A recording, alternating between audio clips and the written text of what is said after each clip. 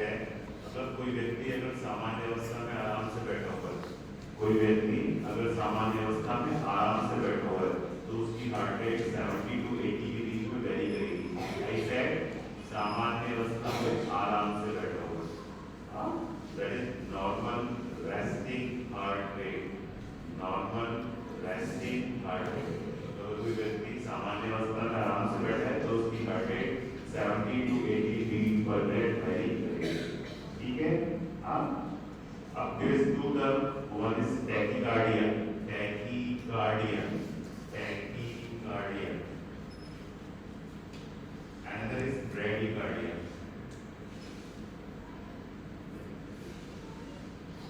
There are two terms, one is tachycardia, another is bradycardia. तो tachycardia मतलब जब उसकी हार्ट रेट 100 से ज्यादा होगी, ब्रैडीकार्डिया जब उसकी हार्ट रेट 60 से कम है, when it is more than 100 the term is tachycardia, when it is less than 60 the term is bradycardia।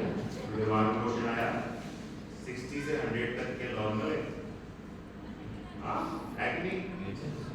हाँ 60 से 100 तक नॉर्मल है, ठीक है।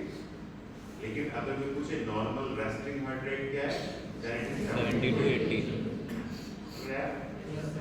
तो अगर तुम आराम से बैठे हो, दौड़ भाग नहीं कर रहे हो, तो जो नॉर्मल हार्ट रेट होगी वो 70 से लेकर 80 के बीच में वेरी करेगी। तेज चलने लगोगे, भागोगे, दौड़ेगे तो वो बढ़ जाएगी, ठीक है। और जब 100 से ज़्यादा हो जाएगी दैट विल बी टैक्यकार्डिया, जब 60 से कम होगी दैट विल बी ब्रैडीकार्डिया। हाँ, तो normal heart rate, normal resting heart rate कितनी होती है? 70 to 80। When it is more than 100, the term is tachycardia. When it is less than 60, the term is bradycardia. अब heart rate को प्रभावित करने वाले कुछ फैक्टर्स हैं। There are the few factors. Heart rate अब ऐसे नहीं किसी 70 में 70 ही है, मतलब वो वेरी करेगी। कुछ फैक्टर्स हैं जो हार्ट रेट को प्रभावित करते हैं। तो उसमें जो पहला फैक्टर है that is age, that is age। तो जैसे जैसे हमारी उम्र बढ़ती है, आफ्टर द बर्थ जो हमारे अंदर जो नर्व्स लगी हुई है, वो नर्व्स के अंदर जो टोनिसिटी है, टोनिसिटी मतलब तान का, मतलब एक तार है पूरा खींच के रखा हुआ है, पूरा खींच के कब रखा हुआ? जब उसकी मसल्स, नर्व्स ऐसे डेवलप होंगी। जब हम पैदा हुए थे तो उतनी ज़्यादा टोनिसिटी नहीं थी, जब हम जवान हुए टोनिसिटी मैक्सिमम लेवल पर पहुंच जाएगी, तो जब हम बूढ़े होंगे टोनिसिटी फिर से कम हो जाएगी। तो बेसिकली क्या है कि after the birth as the age increases, vagal tone increases. Vagal tone, what is vagal tone? vagus nerve, cranial nerves होती है, कितनी होती है? 12 और बैटरी ऑप्टिक और motor trophy trigeminal abducent facial auditory glossopharyngeal. NEET pass करके आना है बेबी, ग्लासोफेरिंजियल। आगे 10 नंबर की वेगस, तो किसी बच्चे को नहीं याद है कि 10 नंबर की वेगस नर्व है, 8 की वैल्यू नहीं पड़ गया कुछ। हाँ, तो जो 10th क्रेनियल नर्व है दैट इज वेगस नर्व। कौन सा नर्व? Vagus nerve. तो वेगस नर्व की एक खास बात है, मतलब वेगस नर्व सबसे बड़ी नर्व है, क्रेनियल नर्व ब्रेन से निकलेगी और पूरी बॉडी में मैक्सिमम एरिया को सप्लाई करती है। तो जब वेगस नर्व स्टिमुलेट होती है, जब वेगस नर्व की तानता बढ़ती है, जब वेगस नर्व की टोनिसिटी बढ़ती है तो हार्ट रेट कम हो जाती है, और जब वेगस नर्व की टोनिसिटी कम होती है तो हार्ट रेट बढ़ जाती है। This is the point two remember. कभी सुना है कि थप्पड़ मारने से कोई व्यक्ति मर गया? सुना है? Yes sir. सुना, थप्पड़ मारा और व्यक्ति की डेथ हो गई, मधुमक्खी ने कान से काटा और व्यक्ति की डेथ हो गई, सुना है? बेसिकली उसके केस में क्या होता है, मैंने बोला कि वेगस नर्व एक बहुत बड़ी नर्व है, तो वेगस नर्व की जगह जगह ब्रांच निकलती है, उसकी एक ऑरिजिनल ब्रांच है, एक हार्ट में जाने वाली कार्डियल ब्रांच है। जब सुनते हैं ना कि हम थप्पड़ मारने से डेथ हो गई, थप्पड़ मारने से डेथ नहीं हुई, यहाँ पे जो उसकी वेगस नर्व की ऑरिजिनल ब्रांच है तो एकदम से एक्साइटेड हो गई, झंझना गई, क्योंकि थप्पड़ एग्जैक्टली कहाँ लगा? ऑरिजिनल नर्व की ब्रांच पे। मधुमक्खी ने काटा, कहाँ काटा? ऑरिजिनल नर्व की ब्रांच पे।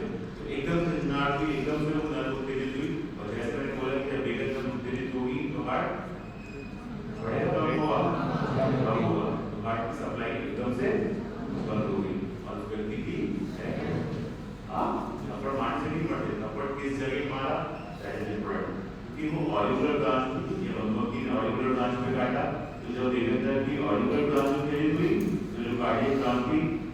वो भी उत्तेजित होगी और उसका रिजल्ट क्या होगा कि हार्ट अचानक से काम करना,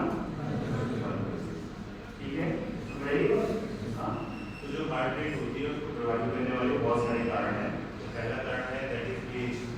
जैसे जैसे वेगस नर्व की टोनिसिटी बढ़ती है हार्ट रेट कम हो जाती है, ठीक है।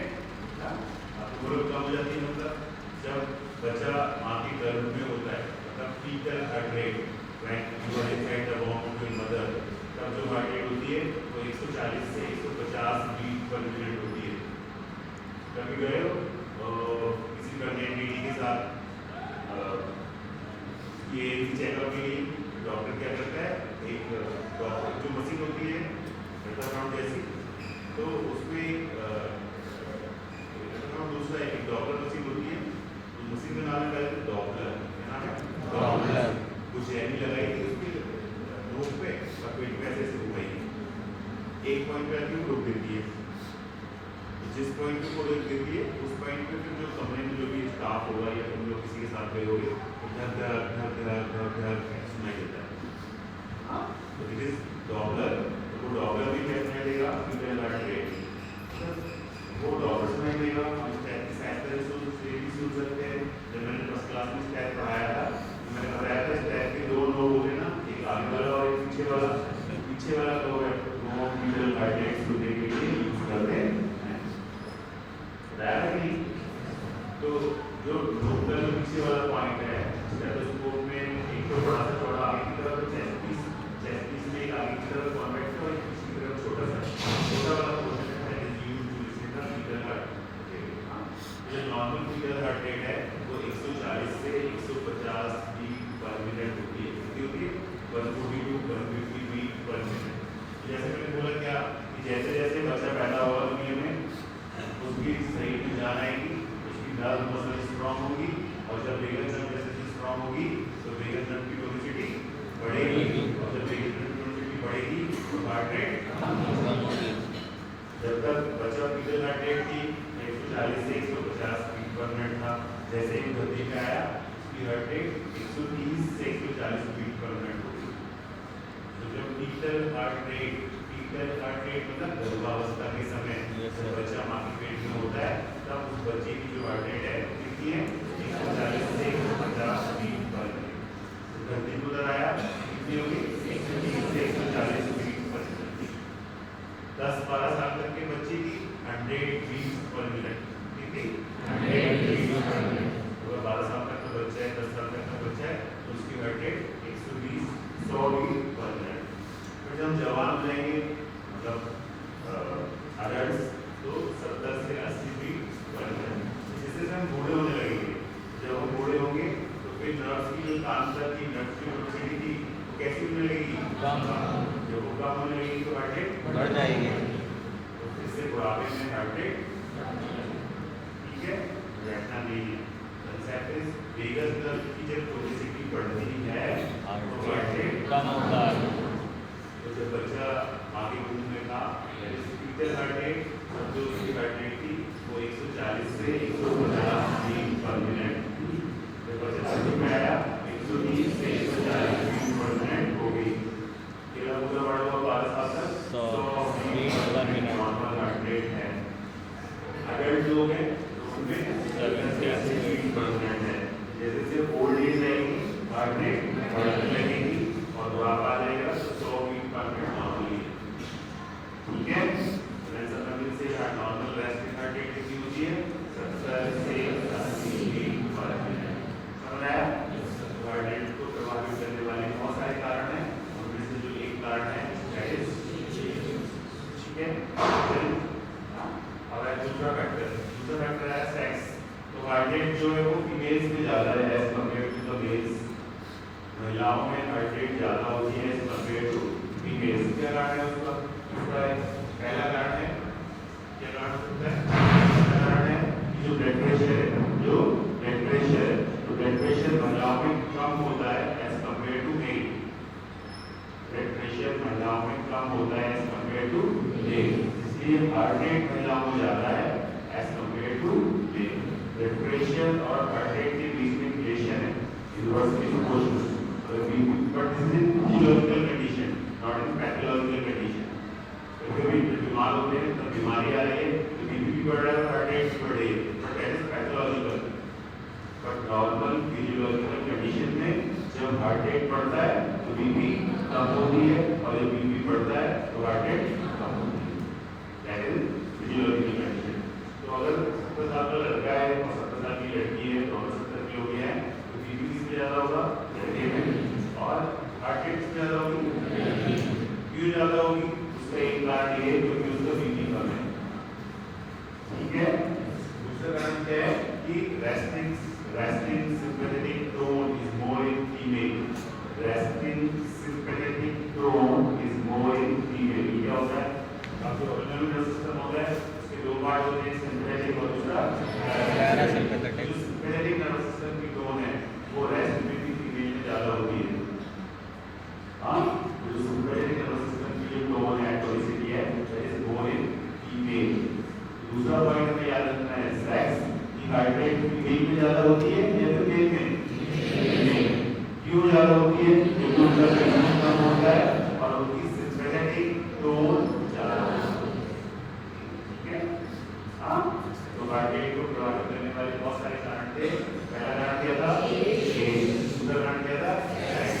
तीसरा कारण है बॉडी टेम्परेचर। क्या है? Body temperature. तो जब भी कभी बॉडी का टेम्परेचर 1 डिग्री फॉरेनहाइट, क्या बोल रहा हूँ मैं? 1 डिग्री फॉरेनहाइट बढ़ता है तो हार्ट रेट 10 बढ़ जाती है। मतलब तो जो बुखार आया, नॉर्मल टेम्परेचर कितना है? 98.4 डिग्री फॉरेनहाइट। अगर किसी का 99.4 हो गया तो हार्ट रेट 70 थी तो कितनी हो जाएगी? अगर वो 101 हो गया तो वो कितनी हो जाएगी? 100। ये ना मैं मतलब 1 डिग्री फॉरेनहाइट टेम्परेचर बढ़ने पे हार्ट रेट की नंबर 10 बढ़ जाती है। ठीक है। हाँ, क्या बोला मैंने?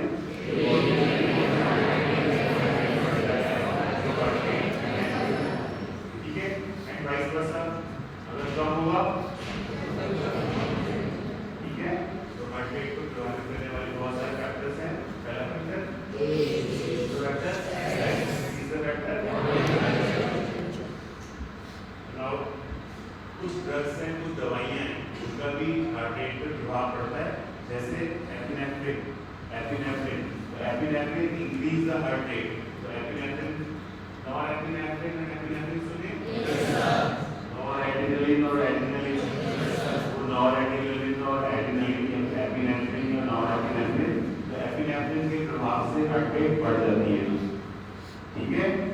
नॉरएपिनेफ्रिन के प्रभाव से भी बढ़ती है, लेकिन डायरेक्ट इफेक्ट से नहीं, इनडायरेक्ट इफेक्ट से। तो हमें याद रखना है कुछ दवाइयों के प्रभाव से हार्ट रेट बढ़ जाती है। कैसे फॉर एग्जांपल, हाँ, एपिनेफ्रिन के प्रभाव से डायरेक्ट हार्ट रेट बढ़ती है और नॉरएपिनेफ्रिन के प्रभाव से डायरेक्ट नहीं बढ़ती है, किसी और चीज को स्टिमुलेट करता है उसकी वजह से हार्ट रेट बढ़ती है। ठीक है। तो हार्ट रेट को बढ़ाने वाले, डिसाइड करने वाले फैक्टर, पहला एज, दूसरा तीसरा बॉडी टेम्परेचर, चौथा एग्जांपल, हाँ, एपिनेफ्रिन, नॉरएपिनेफ्रिन। then respiration. तो heart rate increase with the inspiration and decrease with the expiration. तो अगर हम जोर से सांसें लेंगे, इंस्पायर करेंगे तो हार्ट रेट बढ़ेगा। और जब हम एक्सपायरेशन करेंगे, और आपने जो कपालभाति करने के लिए कपालभाति को क्या करते हैं? सांसें छोड़ते हैं, एक्सपायरेशन कर रहे होते हैं। क्या कर रहे होते हैं? एक्सपायरेशन। तो अगर हम इंक्रीज एक्सपायरेशन करेंगे तो हार्ट रेट कम होगी, जब हम ज़्यादा इंस्पायरेशन करेंगे तो हार्ट रेट बढ़ेगी। तो ये जो कंसेप्ट है कि इंस्पायरेशन से हार्ट रेट बढ़ती है और एक्सपायरेशन से हार्ट रेट कम होती है, this concept is known as sinus arrhythmia. क्या कहते हैं इसको? Sinus arrhythmia. क्या कहते हैं? Sinus arrhythmia. जब हम इंस्पायर करते हैं, हम लगातार इंस्पायर करें तो हमारी हार्ट रेट बढ़ेगी, और हम लगातार एक्सपायर करें तो हार्ट रेट कम होगी। इंस्पायरेशन के साथ हार्ट रेट का बढ़ना और एक्सपायरेशन के साथ हार्ट रेट का कम होना, this condition is known as sinus arrhythmia. एक नॉर्मल कंडीशन फिजियोलॉजिकल, ना कि पैथोलॉजिकल। देन एक्सरसाइज, अब फिजियोलॉजिकल है, अगर दौड़ के जाएंगे, भाग के जाएंगे, एक्सरसाइज करेंगे तो हार्ट रेट जो है एक्सरसाइज करने से बढ़ती है। Maximum beats per minute, 220 beat per minute maximum पहुंच सकती है। उसके आगे हार्ट क्लास कर जाएगा। हाँ, तो जो हार्ट रेट है वो एक्सरसाइज करने से बढ़ती है, सबको पता है। दौड़ के जाएंगे बढ़ेगी, एक्सरसाइज करेंगे बढ़ेगी, मैक्सिमम कितनी बढ़ सकती है? 220 बीट्स पर मिनट। उसके आगे हार्ट जो है वो क्लास। ठीक है, पहला फैक्टर क्या था?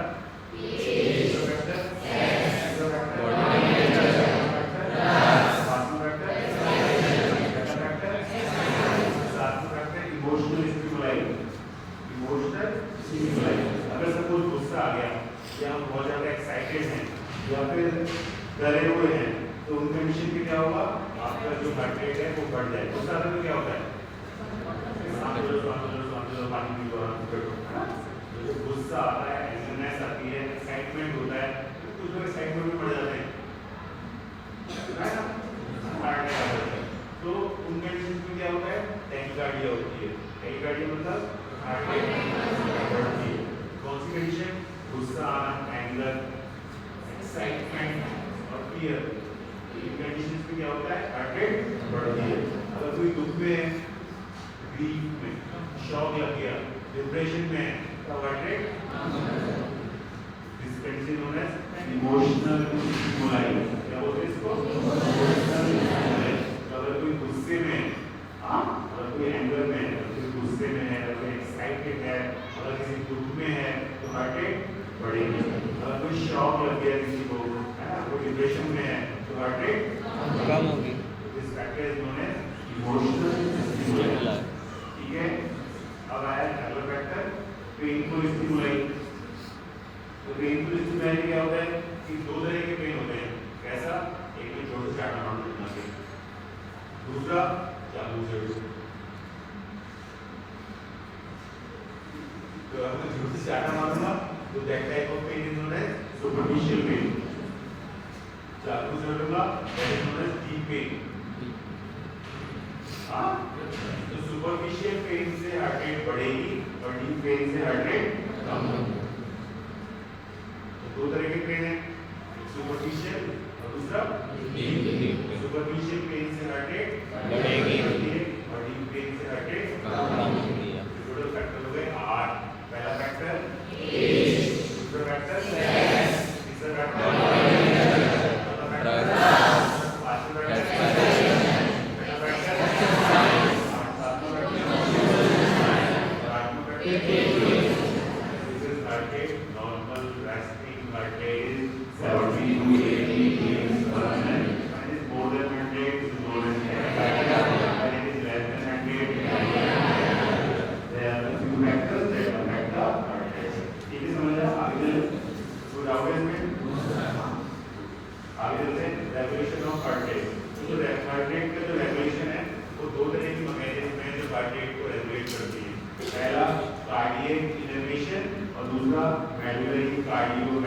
फैक्टर कार्डियक इनर्वेशन डायरेक्टली आपके हार्ट को प्रभावित, जो नर्व्स आपकी हार्ट को सप्लाई कर रही हैं उनकी वजह से। दूसरा मेडुलरी कार्डियोवैस्कुलर सेंटर, ब्रेन में है और मेडुला पॉन्स, मेडुला में सेंटर रखे हुए हैं, उन सेंटर से सूचना आ रही है आपके कार्डियोवैस्कुलर सिस्टम पे और उसकी वजह से हार्ट रेट प्रभावित हो रही है। तो हार्ट रेट को प्रभावित करने वाले दो फैक्टर हैं। एक डायरेक्टली जो हार्ट को सप्लाई कर रहा है, डायरेक्टली जो नर्व्स हार्ट को सप्लाई कर रही हैं उसे बोलेंगे कार्डियक इनर्वेशन। क्या बोलेंगे? Cardiac innervation. दूसरा हार्ट को कंट्रोल करने के लिए हायर सेंटर रखे हैं ब्रेन में। Yes sir. तो the centre is medulla. Medulla से कार्डियोवैस्कुलर सेंटर के थ्रू भी हार्ट कंट्रोल हो रहा है, तो उससे भी हार्ट रेट कंट्रोल होती है। ठीक है, तो हार्ट रेट कंट्रोल कैसे होती है? डायरेक्टली कार्डियक इनर्वेशन से और दूसरा मेडुलरी कार्डियोवैस्कुलर सेंटर से। ठीक है, अब let's see what is cardiac innervation. तो कार्डियक इनर्वेशन में क्या है कि हार्ट है, अब हार्ट सप्लाई होगा किससे? ऑटोनॉमिक नर्वस सिस्टम से।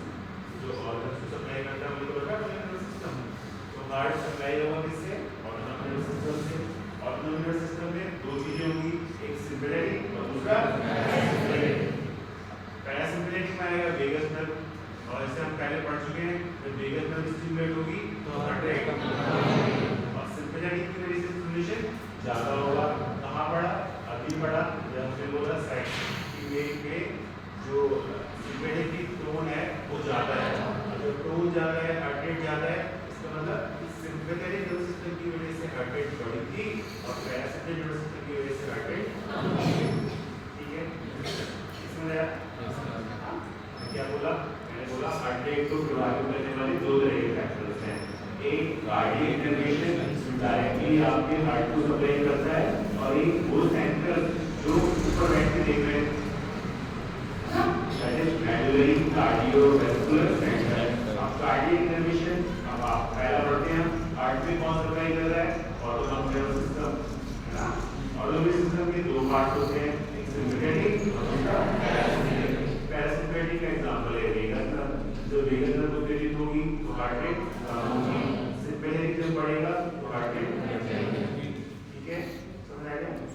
आगे चलें, आगे बढ़ते हैं मेडुलरी कार्डियोवैस्कुलर सेंटर।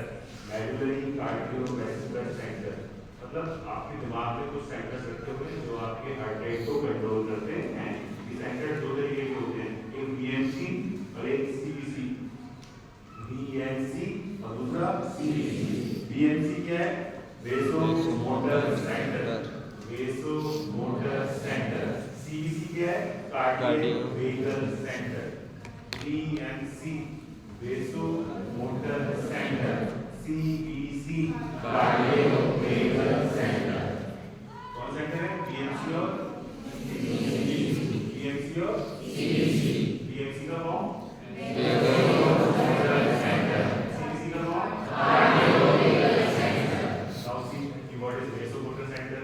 तो vasomotor center is the nervous center that regulates the heart rate। मतलब आपके ब्रेन में दो तरह के सेंटर्स होंगे, एक मोटर और दूसरा दूसरा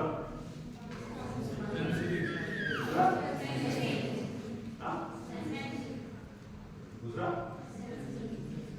मोटर का दूसरा नाम क्या आता है,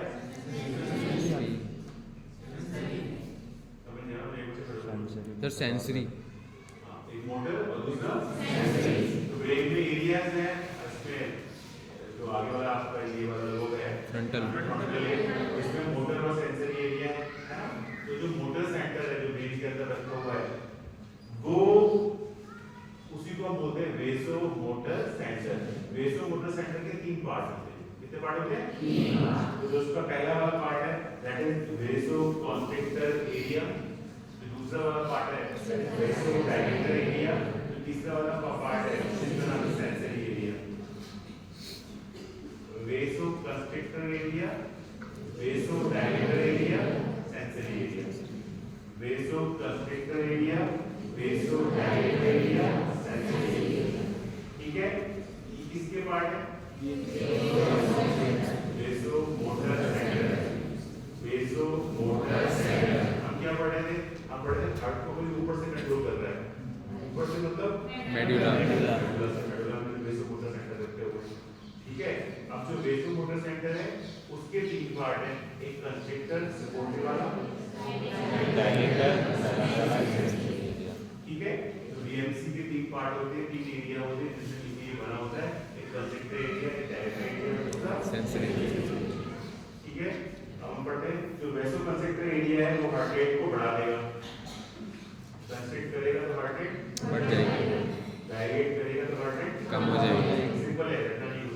तो वेसोमोटर कंस्ट्रिक्टर एरिया है वो हार्ट रेट को बढ़ा देता है, और जो डायलेटर एरिया है वो हार्ट रेट को कम करता है।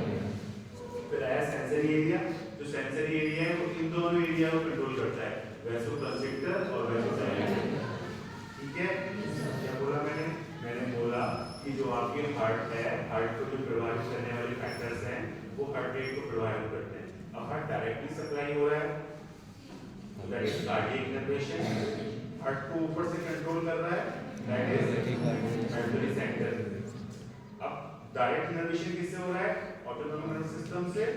ऑटोनॉमिक नर्वस सिस्टम के दो पार्ट हैं, सिम्पैथेटिक और एक पैरासिम्पैथेटिक। जब सिम्पैथेटिक स्टिमुलेशन होगा तो हार्ट रेट बढ़ेगा, जब पैरासिम्पैथेटिक होगा तो हार्ट रेट कम हो जाएगा। ठीक है, दूसरा मैंने क्या बोला, ब्रेन से जो सेंटर आ रहे हैं, तो ब्रेन में दो तरह के सेंटर हैं, एक बीएमसी, बीएमसी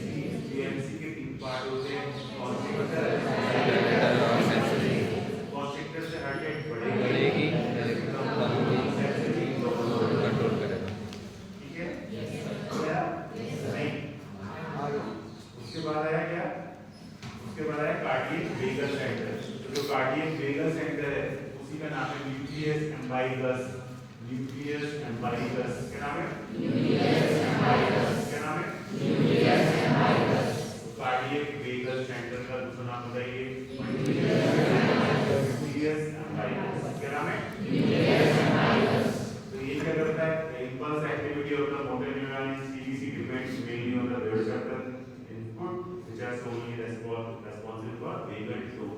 तो ये जो न्यूक्लियस एम्बाइगस है, दिस इज द फैक्टर जो वेगस नर्व की टोन को डिसाइड करेगा। अब वेगस नर्व की टोन क्या करेगी? अगर वो उत्तेजित होगी तो हार्ट रेट कम होगी, अगर वो लूज पड़ेगी तो हार्ट रेट बढ़ेगा। तो सेंटर का नाम क्या है? न्यूक्लियस एम्बाइगस। क्या नाम है? न्यूक्लियस एम्बाइगस। इसका नाम है ये कार्डियक वेगस सेंटर। सिंपल बनाया, रटना कुछ नहीं है। क्या पढ़ना है हमको? हार्ट रेट को इधर प्रभावित करने वाले जो फैक्टर्स हैं वो दो तरह के फैक्टर्स हैं। पहला डायरेक्टली आपके हार्ट को इनर्वेट कर रहे हैं, दूसरा सेंटर्स हायर सेंटर से आ रहे हैं, दैट इज मोटर सेंटर्स पेडुला से आ रहे हैं। तो जो कार्डियक नर्वेशंस है वो हार्ट को सप्लाई करने वाला जो एएनएस है वो दो तरह का होगा। पैरासिम्पैथेटिक से हार्ट रेट कम होती है, सिम्पैथेटिक से हार्ट रेट जाएगी। दूसरा हमने पढ़ा कि जो हायर सेंटर है वो दो तरह के होंगे, एक बीएमसी दूसरा सीबीसी। तो सीबीसी कार्डियक वेगस सेंटर, ये न्यूक्लियस है, उस न्यूक्लियस का नाम क्या है? न्यूक्लियस एम्बाइगस, जो कि रेस्टिंग वेगल टोन को कंट्रोल करता है कि वो वेगल टोनिसिटी बढ़ेगी या उसकी कम होगी। जो बीएमसी है, वेसो मोटर सेंटर, उसके तीन पार्ट होते हैं, एक कॉन्स्ट्रिक्टर, डायलेटर एरिया और सेंसरी एरिया। कॉन्स्ट्रिक्टर एरिया से हार्ट रेट बढ़ जाती है, डायलेटर एरिया से हार्ट रेट कम हो जाती है, सेंसरी एरिया से दोनों कंट्रोल होते हैं फेसो कॉन्स्ट्रिक्टर। नहीं आ गया? पक्का? Yes sir. कौन बताया करोगे? कौन बताया करोगे? एनीवन? जल्दी टाइम होगा जल्दी चलो। कौन बताया करोगे? कोई बताएगा? नहीं समझ आया? आ गया सर यही वाला पार्ट बताना, यही वाला पार्ट बताना। वो सारा हार्ट रेट सर जो दो तरह से कंट्रोल कर सकते हैं, एक कार्डियक इनर्वेशंस होते हैं जो डायरेक्टली हार्ट रिलेटेड से कंट्रोल होते हैं, एंड दो और या फिर हम लोग मेडिकल सेंटर के थ्रू कंट्रोल कर सकते हैं, जो कि दो टाइप के होते हैं, सीबीसी एंड बीएमसी। बीएमसी में सर तीन Bombay part. Municipal corporation BMC, Bombay municipal corporation that is BMC. Bombay municipal corporation नहीं, वेसो motor centre, वेसो motor centre. Sir तो जो बीएमसी होता है उसके तीन पार्ट्स होते हैं, जो कि होता है dilator area, constrictor area and sensory area. Sensory area दोनों एरिया को कंट्रोल करता है। कॉन्स्ट्रिक्टर एरिया जो होता है वो हमारे बढ़ा देता है हार्ट रेट, और डायलेटर एरिया कम कर देता है। और सर जो हमारा दूसरा होता है सीबीसी, उसमें न्यूक्लियस एम्बिगस होता है, जो कि रिस्पॉन्सिबल होता है टोनल क्वालिटी ऑफ वेगस। अगर वो बढ़ेगी तो हार्ट रेट कम हो जाएगा और घटेगी तो बढ़ जाएगा। और स्टार्टिंग वाला कौन बताएगा? स्टार्टिंग वाला कौन बताएगा? Heart rate factors affecting the heart rate कौन बताएगा? कोई नहीं? समझ नहीं आया? कौन बताएगा?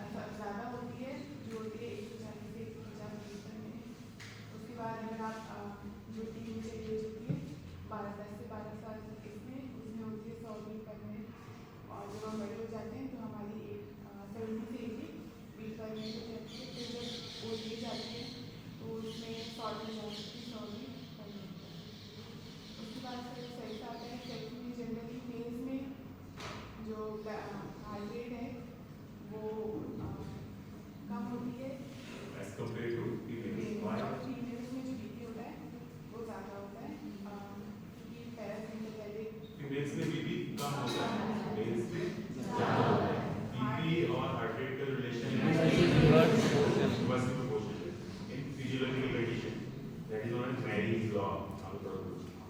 तो सर अभी फीमेल्स में जो सिम्पथेटिक है, क्या बोल रहे हैं उसकी ज़्यादा? उसके बाद सर बॉडी टेम्परेचर में है कि 1 फ़ारेनहाइट अगर टेम्परेचर बढ़ता है तो हमारी हार्ट बीट है वो 10 बीट ज़्यादा बढ़ जाती है, और उसी का वाइस वर्सा है, अगर वो 10 बीट अगर कम होगी तो हमारा टेम्परेचर है वो 1 फ़ारेनहाइट कम हो जाएगा। उसके बाद सर ड्रग्स आते हैं, ड्रग्स कैसे हार्ट रेट को कर सकते हैं, तो एपिनेफ्रिन है वो हार्ट रेट को हमारा डायरेक्ट इफेक्ट करता है। इंक्रीज करेगा, और नॉन-एपिनेफ्रिन को डिक्रीज करेगा। नॉरएपिनेफ्रिन भी इंक्रीज करेगा, लेकिन वो डायरेक्ट नहीं करेगा, डायरेक्ट इफेक्ट करेगा। और रेस्पिरेशन में जब हम इनहेल करते हैं अंदर, तो हमारा जो हार्ट रेट है वो इन्हें सब यूज नहीं करना, इंस्पायरेशन। तो हार्ट रेट है वो हमारा बढ़ेगा, और जो रेस्पिरेशन है उसमें हार्ट रेट कम करता है, जिसको हम बोलते हैं साइनस एक्सरसाइज।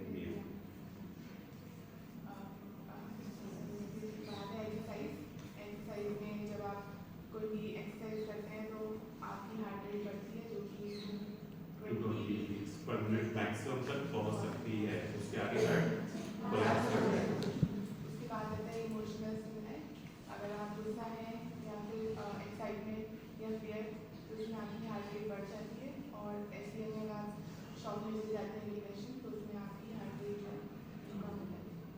इसके बाद सर पेनफुल स्टिमुलाई, उसमें अगर आपका सुपरफिशियल पेन है, जैसे आपने किसी से थप्पड़ मार दिया, जो सुपरफिशियल है उसमें आपकी जो हार्ट रेट है वो बढ़ जाती है, या फिर और इसके अलावा अगर आपका कोई डीप पेन है, जैसे इंटरनल जैसे ऑपरेशन हुआ किसी का, स्टेक्टोमी हुआ, कोई बड़ा ऑपरेशन हुआ, पेट अंदर से काटा, तब उस समय क्या होगा, कहते हैं हार्ट सिंक कर रहा है, ऐसे बोलते हैं, टीवी देखा तो होगा मूवीज में, तो डीप पेन में जो है हार्ट रेट कम होती है। सुपरफिशियल पेन काटा मारा, नोच लिया, मतलब कोई भी सुपरफिशियल पेन हुआ तो हार्ट रेट